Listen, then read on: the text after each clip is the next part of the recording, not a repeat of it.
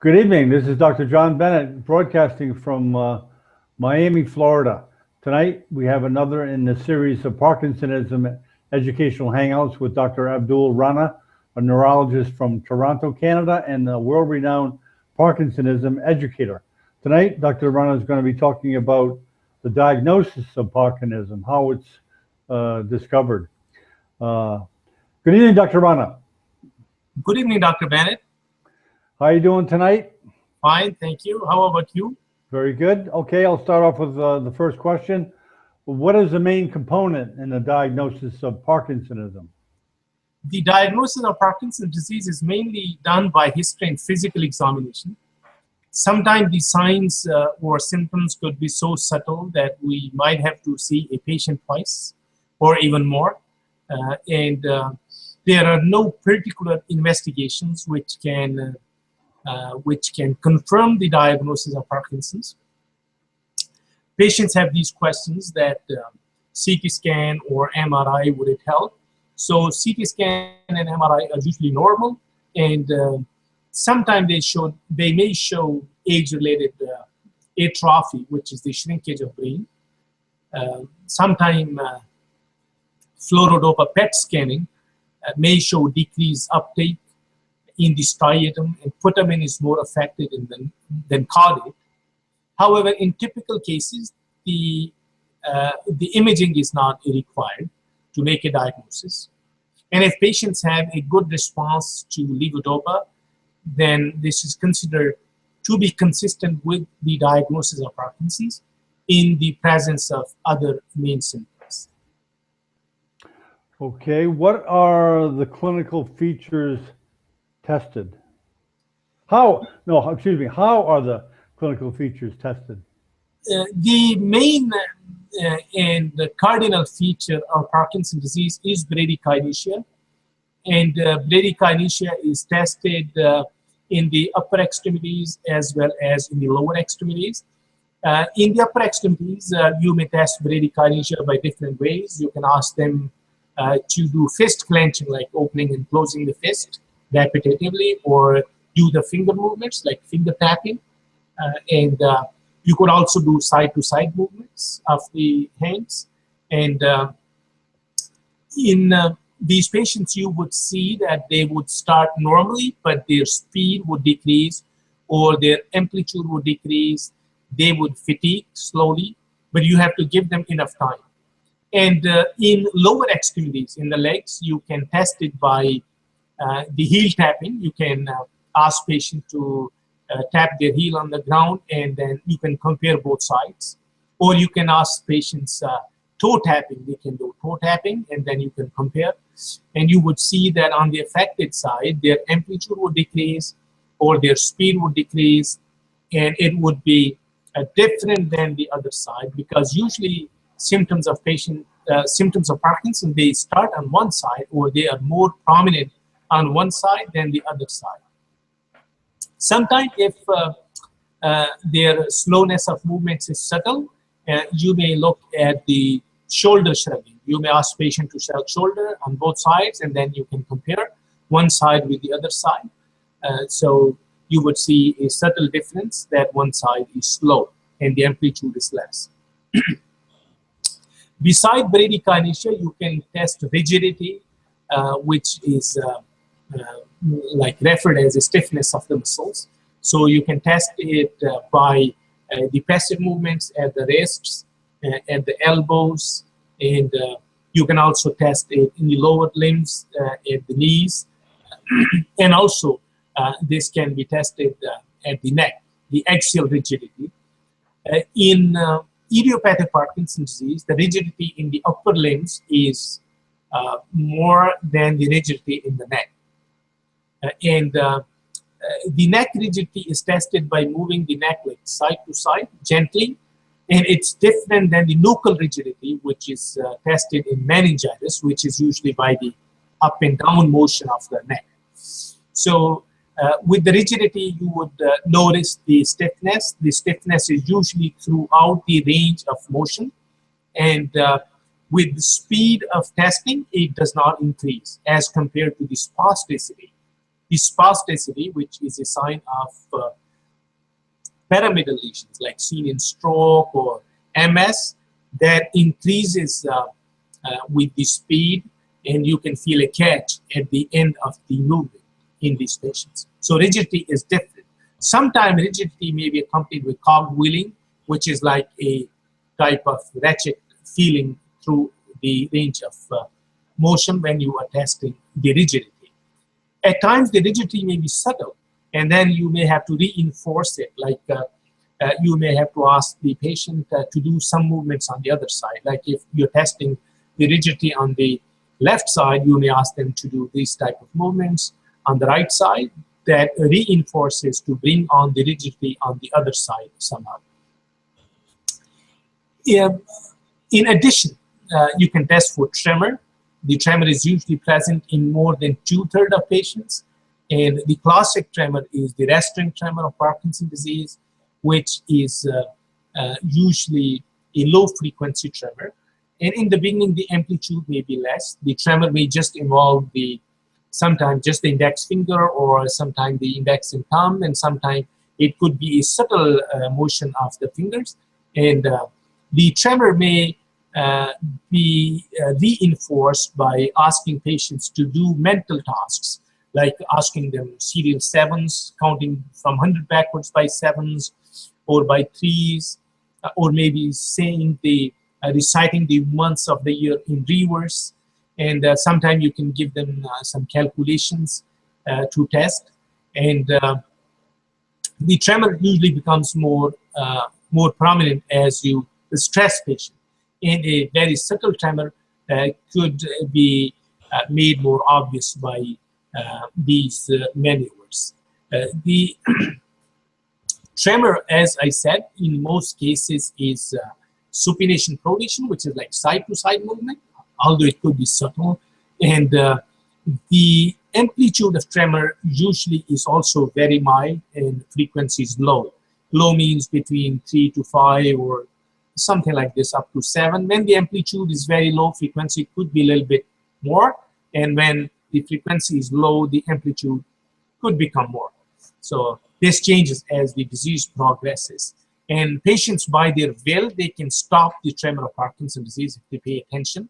And usually the tremor of Parkinson's disease in the beginning, in most cases, does not have the postural component or the kinetic component, action component. When patients outstretch their arms, they usually don't have the tremor, like this type of tremor, or when they do finger, nose, finger testing, they usually don't have a tremor. But in some cases, the postural or kinetic tremor could be present in the early stages, and it's usually less prominent than a resting tremor, and sometimes there may be no resting tremor. Patients may have a kinetic or action tremor only.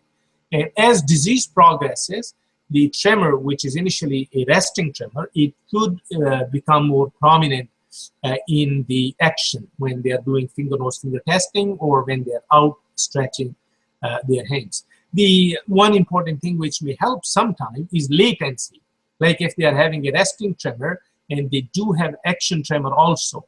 So when you tell them to stretch their arms, so there would be a latency of several seconds before they would start having a action or a postural tremor in case of Parkinson's disease. Whereas if they have essential tremor or other types of action tremor, usually there is no latency. They outstretch the arms and you can see the tremor going very shortly after that.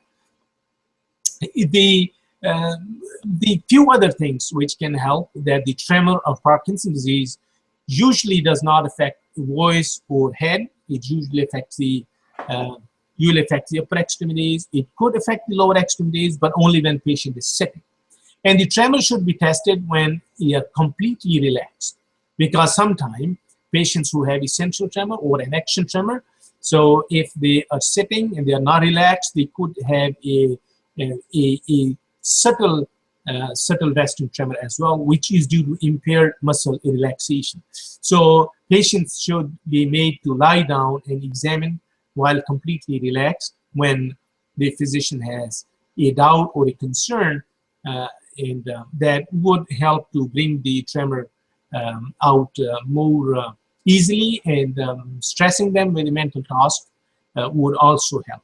And then you'll move on to test the gait of the patient. Okay, I have a question. Could you show us how a typical Parkinson patient has bradykinesia of the hands? Like, could you show us with your hand motions how a typical Parkinsonism patient looks like with bradykinesia as far as the hand motion? Right. So when you tell them to open and close their hand, they will start okay, and then slowly they will go slower and slower. Either their amplitude will become less, the speed will become less, or sometimes they would have the arrests. Like when start, they're like this, then they go like this. Wow, is that pretty diagnostic? I mean, is that in 100% of Parkinsonism patients? Bradykinesia is usually seen in most patients, and you just have to use some of the maneuvers to bring it out. It could be very subtle in some patients, but still with a very vigilant testing, you can detect it. Okay. Okay. What do you look for when you're testing a typical Parkinsonism patient as far as gait? Right. The gait testing gives a lot of information, not only for Parkinson's, but about other neurological conditions as well. Now, these things which we discussed, like bradykinesia or rigidity or tremor, now this is in addition to a complete neurological examination. You do all of the examination, like the cranial nerves and speech, higher mental functions, and then motor testing, and in a first time, when you're seeing these patients, the reflexes and checking of the Babinski, and then these are the additional findings which you have to look for: bradykinesia, rigidity, and tremor, to come to a conclusion of Parkinson's disease. So gait gives a lot of information. If you just look at the patient, how they walk, that could give you quite a good idea. And sometime when you're going to the waiting room to take the patient, and when the patients are standing up and walking with you towards your room, so you can be very sure about their diagnosis. So when you look for gait, you ask these patients to stand up from a deep-seated chair. So usually in the office, those people who work with Parkinson's, we have usually not the regular chairs, but a little bit deep-seated chairs, so that we can assess their proximal, standing up.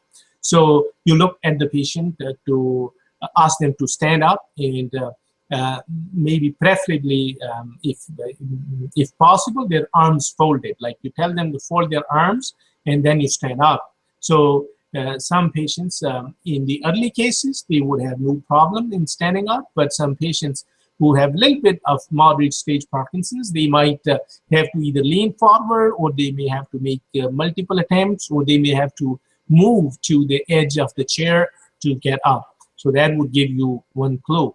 And then you look at how they start walking. So patients may have start hesitation. By start hesitation, you mean that when they start walking, their feet get somewhat stuck to the ground. They feel that feet are glued to the ground, a sort of freezing. So they might have this start hesitation. So when they overcome this start hesitation and start walking, then you notice their speed of walking. Is their speed of walking normal? And then you look at their stride length. What is their stride length? Is that shorter than normal? And then you look at their base. Is the base wide or narrow? In patients with Parkinson's, usually speed will be slow, base would be narrow, and also their stride length is short. And sometimes this has been referred to as shuffling of gait. They don't lift their feet too much. Their feet are too close, and they go like this. So patients, families would say, it's quite commonly known in public, the shuffling. They would say that, oh, they have been doing shuffling of gait. And then when these patients are walking, you look at the arm swing and the asymmetry of the arm swing. If their arm swing on one side is less than the other side.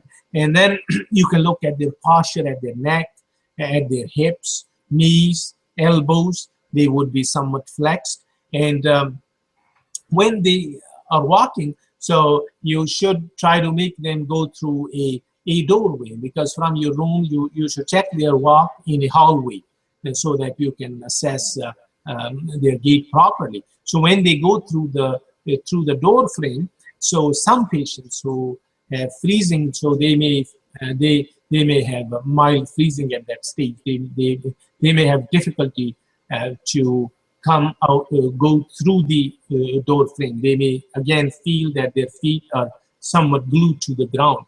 And then when they're walking, so you can look at the tremor also.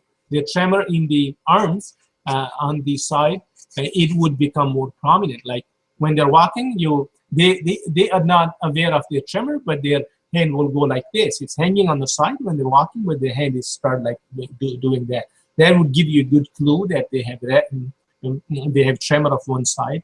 And then their ability to turn. These patients would make a wide turn. Usually they would turn in in a wide circle, and some patients with a little bit of moderate disease, they might have to make short steps before they could turn, and that's we refer as turning en bloc. So also, when they're turning, they might freeze at that stage as well. So when they come back, so you can see them sitting in the chair. Some patients would freeze, or some patients would just drop in the chair because of their impaired postural reflexes, which you test with a pull test. It's done usually at the end of the examination of the gait. So the patients can't smoothly turn. It's very staccato, the turn. Right. Okay. In a wide circle they turn. Okay. What is this pull test? In pull test, you check the postural reflexes of the patient. The pull test was introduced in mid 1980s in the Unified Parkinson's Disease Rating Scale, the UPD-RS scale, which we use to rate these patients. And since then, it has become a widely used tool to assess the postural instability of these patients. So you give them a warning, you make them stand up in a space and back towards you, facing the other side. You give them a warning that you will be pulling them backwards, and they should try to stand as firm as they can, but you should stand behind them to avoid them falling. Otherwise, they might fall. Now, this pull test has advantages because it would give you some clue about their posture reflexes. Then you don't need any big space for this. You can test it in even a small examination room, and you don't need much of the equipment for this. And so it's a good tool to tell you how is their balance. But about pull test, it has some shortcomings as well. That the exact execution of pull test and scoring, not all the experts agree about its scoring, and then most experts develop their own feeling after working in this field, how to interpret pull test. Also, pull test may not be able to predict fully about the future fallers, and there may be lack of obvious correlation between the findings on pull test and postural instability. So when you tell these patients, then they are standing with their feet apart, they are ready, so you give them, you go like 1, 2, 3, and you pull them from the shoulders back. And the patients may have different responses. The patients who have normal posture reflexes, they may keep on standing there, they're firm, they don't move backward. Some patients may take 1 or 2 steps, other patients may take 3 or more steps, and some patients who have impaired posture reflexes, they might not recover without the help. Those patients who have borderline, they can recover unaided, but they may take up to 3 steps. But those patients who can recover, you have to hold them so that they don't fall. And other patients may be very unstable, that when you make them stand up like this, you give them a very little pull and they will just go backwards and fall on you. So you have to support them. And there are some patients in advanced stages, they can't even stand up without the help. they would be just not able to hold onto themselves when they are standing. With respect to the diagnosis, it's as I said before, because there is no specific confirmatory test, so it depends upon history, physical examination, and looking at everything with a parallel history also, so you get a feel by the end of the examination about their diagnosis. So most experts think that if patients have bradykinesia and they have either a resting tremor, a typical tremor, or rigidity with it, in the absence of any other things which could be a confounding factor, and that is quite suggestive of Parkinson's. And if they respond to levodopa, then that helps you to come to a conclusion of the diagnosis of Parkinson's disease, although the final confirmation can be only done by the autopsy in case of Parkinson's disease. Okay. I was going to ask a question. I forgot what it was. No, that's right. The disequilibrium of a patient in Parkinsonism, is that a muscular disequilibrium or a vertigo type of disequilibrium? Yeah, or, yeah. These patients, no, they don't have the vertigo type disequilibrium. No. Okay. It is a. It's all muscular, huh? You can call it muscular, or yeah. Okay. I don't know what to call it, but it's they have their posture reflexes. They are impaired. They have delayed reaction time. So many things they have, and also with the bradykinesia, when they're walking, there's decreased speed, short stride, narrow base. So all these things add up to cause the postural issues, which may not be impaired in the beginning. Usually in first couple of years, patients have a good balance, and it starts becoming more prominent after a few years of the diagnosis of Parkinson's disease. Okay. What can mimic Parkinsonism? That's a very interesting question. It's Parkinson's may seem as a very easy diagnosis, that you got a tremor, you're slow, and that's it. You got Parkinson's. So I'm a student of Parkinson's disease and movement disorder, and I've been studying Parkinson's for so long, and I still get confused. And I'm sure once a person sees, you're seeing 1,000 patients, I'm sure there is a chance that he may overdiagnose some or may underdiagnose some. It's just a human thing. It's not, no one could be 100% perfect. I'm sure in a big practice, it could be difficult at times. And especially it becomes difficult if patients have conditions which could mimic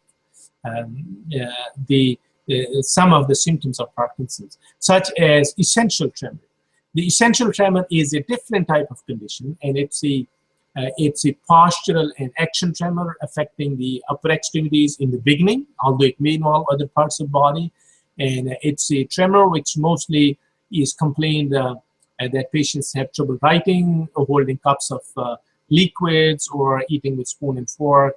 And usually they have a family history, and there is a long-standing history. It's bimodal in presentation, like usually in 50s, but it could come in 20s in some cases. And it's usually bilateral, although it could be asymmetrical.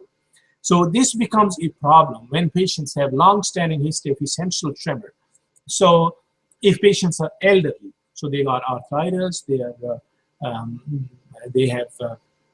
age factors, so they could be slow due to those problems. And then because essential tremor becomes severe, so it could have a resting component.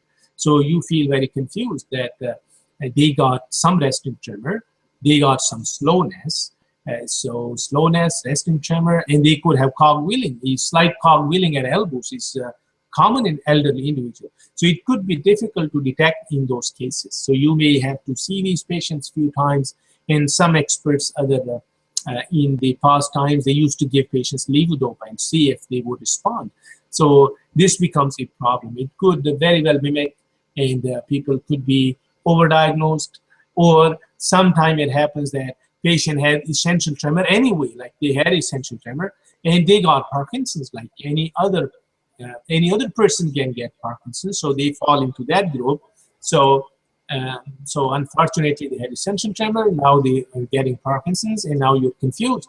Is it only Parkinson's? Is it essential tremor plus Parkinson's? Or is it essential tremor in the advanced stage, which is causing the resting tremor and some cogwheeling in those things? So it could be a challenge in some cases. Other conditions which may mimic are atypical Parkinsonism, such as progressive supranuclear palsy. These patients have trouble with their balance in the beginning. They can't hold their balance. There is history of falls in the beginning. And they also have issues with cognition. When you look at them, they have symmetrical findings on both sides. They could have trouble with speech and swallowing starting in the beginning of the disease. And it's very important to differentiate this as well. And in the beginning, for first year or so, it may be difficult when they don't have any typical symptoms. You may be confused whether it is Parkinson's, or then it may evolve further features and you can be comfortable saying that this is progressive supranuclear palsy. Multiple system atrophy is another thing. These patients are presenting with lightheadedness. They have partial hypotension. They may have trouble with their speech. They may have difficulty with their balance and somewhat slow. And they have a sexual dysfunction. They might have gastrointestinal dysfunction, diarrhea, alternating with constipation. So that could be a challenge as well. And there's another condition called corticobasal degeneration, which is even more difficult to differentiate because that's very asymmetrical. In cases of progressive supranuclear palsy or multiple system atrophy, patients have findings on both sides of the body, so it's symmetrical. But in case of corticobasal degeneration, the symptoms are very much marked on one side of the body. One arm is quite stiff. It could be spastic as well as rigid and in a dystonic posture. And patients may not swing that arm. So you get confused that, oh, wow, this is one-sided. And it's quite asymmetrical. They're slow. So that could also be a challenge to differentiate, especially early in the course of Parkinson. Some patients have vascular Parkinsonism. So they could have ischemic disease, which is causing mostly the effect on their lower body, so their gait and balance is affected. But when you test their finger tapping or opening and closing of hands, they could be quite good and they're symmetrical. So vascular Parkinsonism. Patients with vascular Parkinsonism may have more freezing, and it's very much resistant to treat with levodopa. Drug-induced Parkinsonism is another condition. If patients have been on antipsychotics, they get bilateral disease, they have multiple types of tremor, resting tremor, a postural and kinetic tremor, that could sometimes be mimicked. And then Lewy body dementia. These patients may have subtle focal signs, such as a mild tremor or rigidity, but they usually have hallucinations, visual hallucinations, fluctuation in cognition, episodes of confusion and disorientation, starting in the beginning of the disease. Now, when you see them, you are not sure when these problems started because history may not be clear always. So that's another problem. And normal pressure hydrocephalus, sometimes it's a bit dubious diagnosis. So it's overcalled sometimes. There is a slight enlargement of ventricles in patients. We have seen patients who were shunted and they develop Parkinsonism afterwards. So they likely had Parkinson's disease, very mild presentation, but they had slight atrophy and some ventricular enlargement, just incidental, and they got the shunt placed.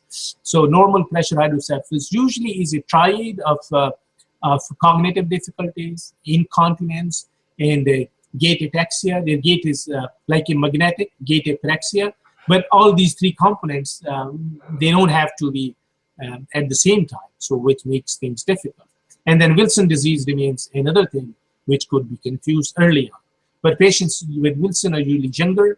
They have psychiatric components, and they have multiple movements. Like they have dystonia, they have typical facial appearance, and they could have other things like Kasher-Fleischer rings, and then some metabolic abnormalities.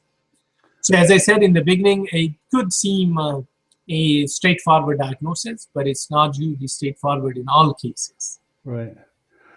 So essentially a clinical diagnosis. Right. It is a clinical diagnosis, and we just conclude when patients respond to levodopa and their symptoms improve. So that gives us reassurance that yes, our diagnosis is correct. Okay, very good. That's about it for the diagnosis of Parkinsonism. Anything else to add, Dr. Rana? What I learned, my personal experience, when you are young, you are energetic, enthusiastic, and overconfident sometimes. I think if you have a little bit of uncertainty, you should wait. You should reassess patient a second time, and if you're still not sure, you can see them third time, as long as their disease is not very much progressive or not causing trouble with their activities of daily life. I think taking time to reassure, assessing them a few times till you reach a very much certainty that you're correct is good. And one should not rush in the beginning if patients don't have typical symptoms, like if they don't have a tremor and you are not sure. So I think patients should be reassessed. Okay, very good. That brings us to the close of a hangout on Parkinsonism education regarding diagnosis of Parkinsonism. The show can be seen on parkinsonism.tv anytime, 24 hours a day. Thank you, Dr. Rana. Thank you, Dr. Bennett.